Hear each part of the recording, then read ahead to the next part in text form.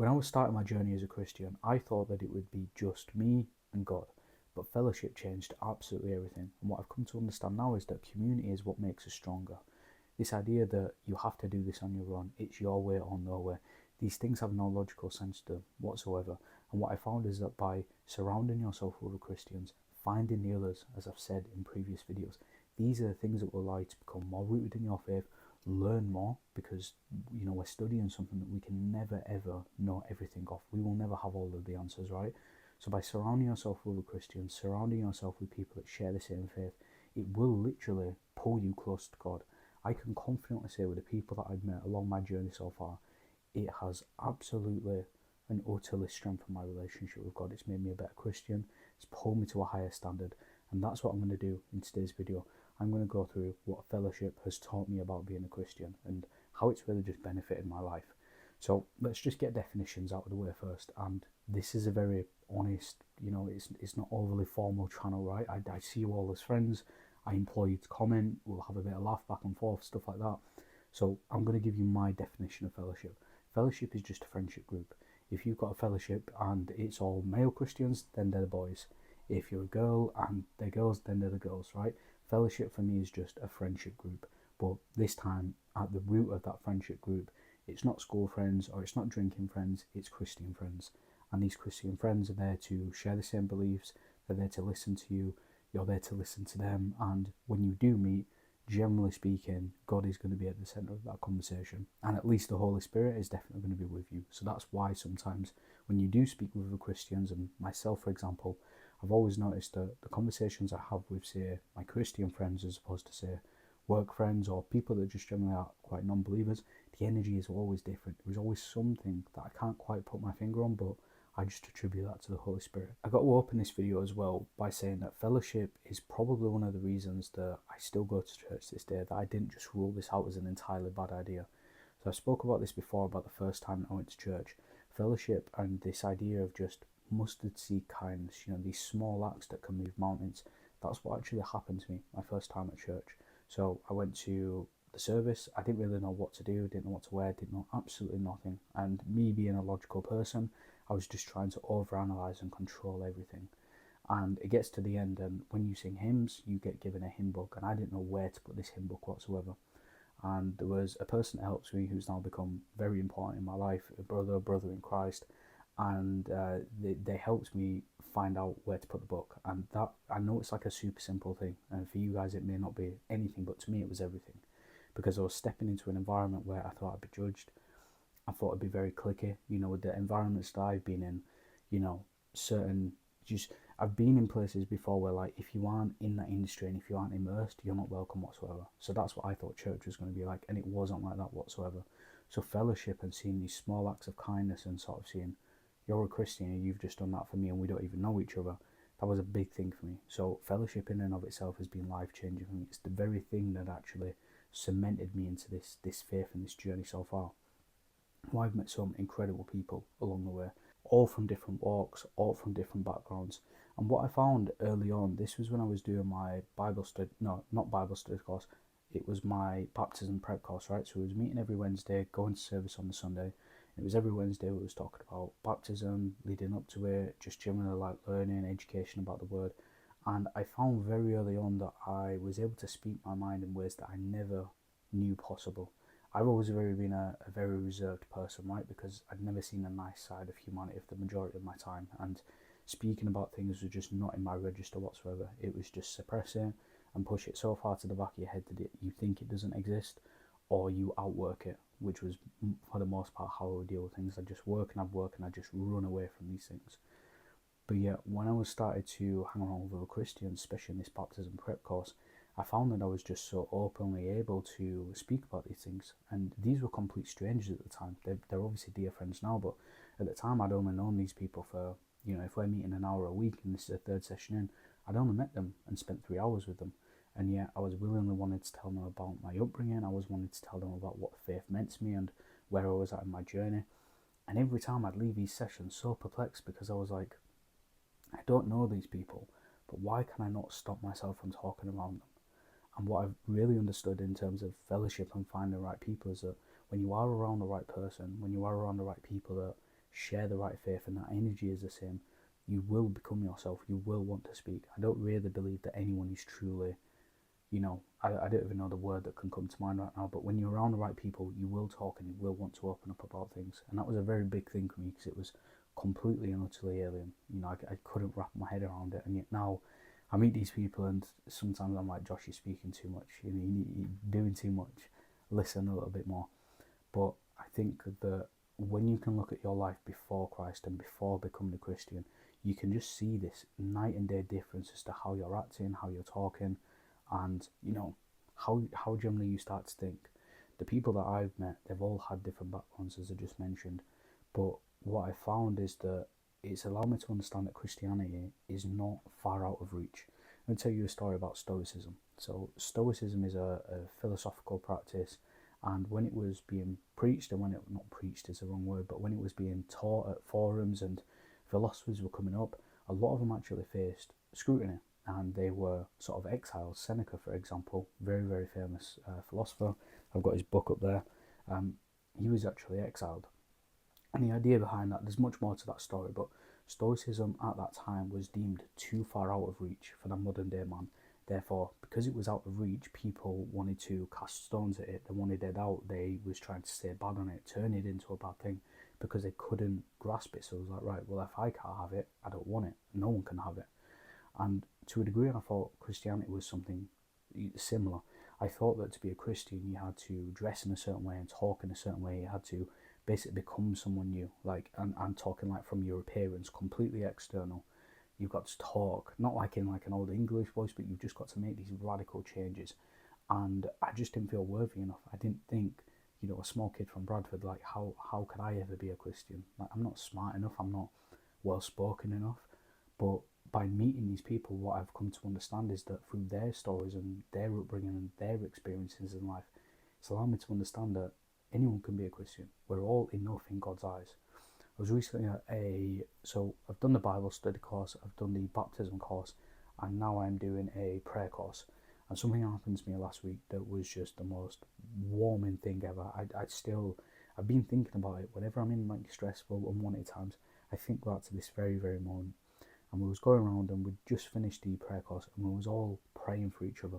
And I was ended up talking about how, again, sometimes I don't feel worthy enough to go to church.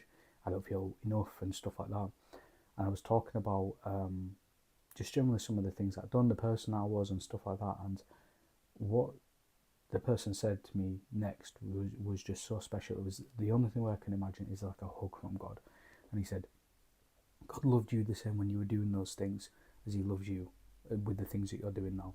So it's your life in sin and your life as a Christian that is rooted in faith. God still loves you the same.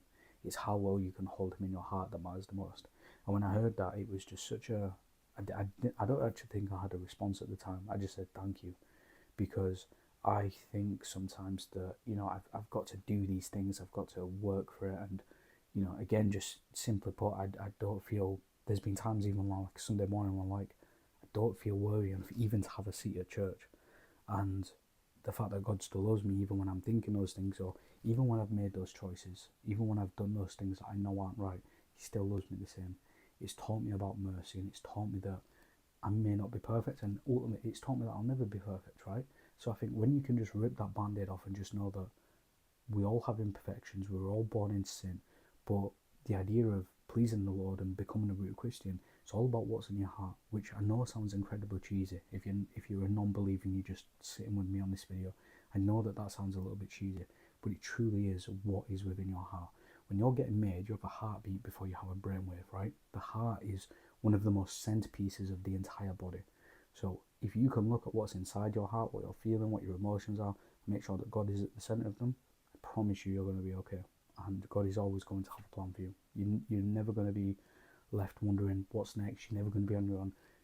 God is close to the brokenhearted.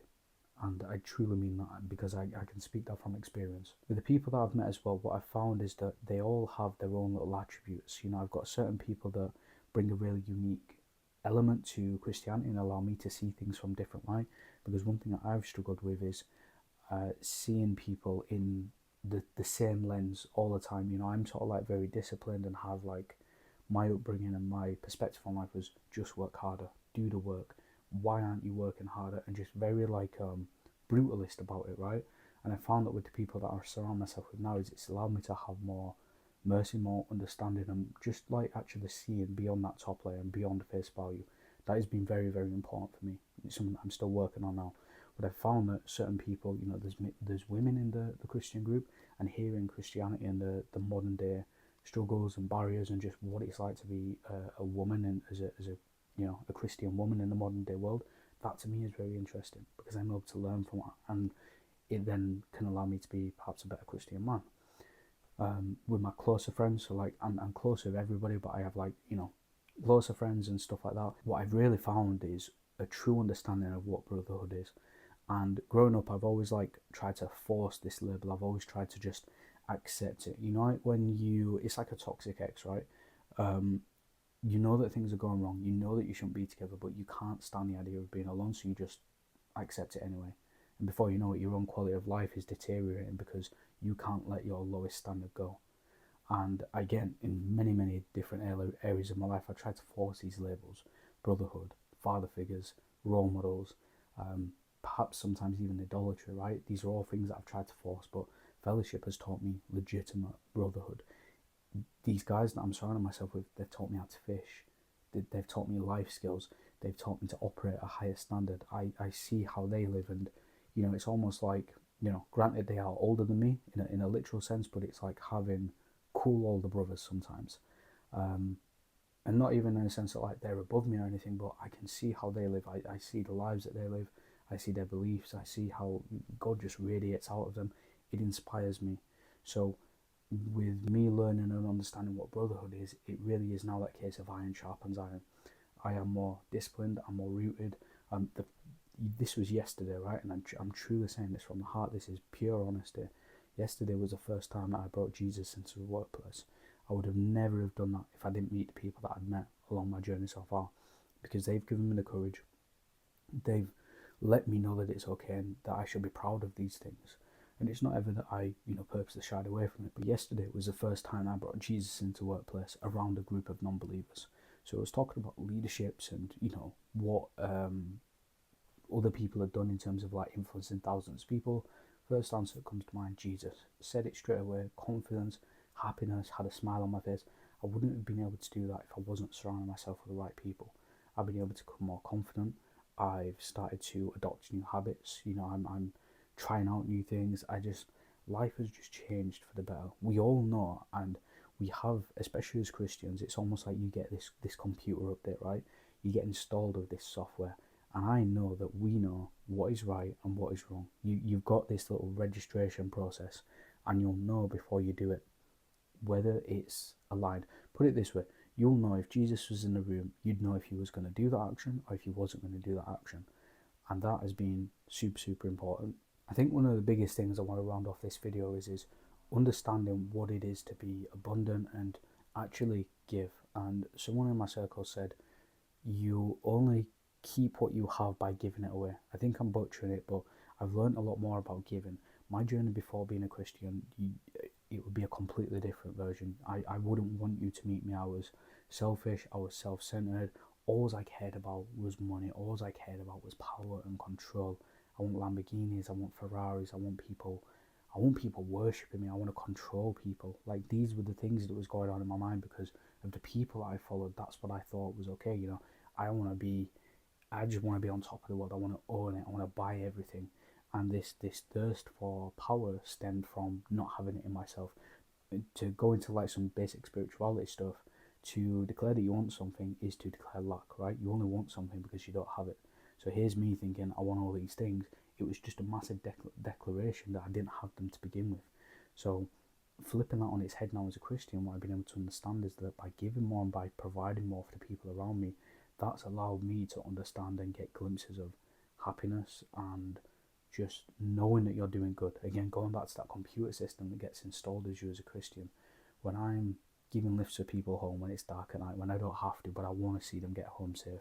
When I'm seeing them embark on new ventures of life and they need a laptop and I've just got a spare one sitting around, me giving that to that person, that is a good thing.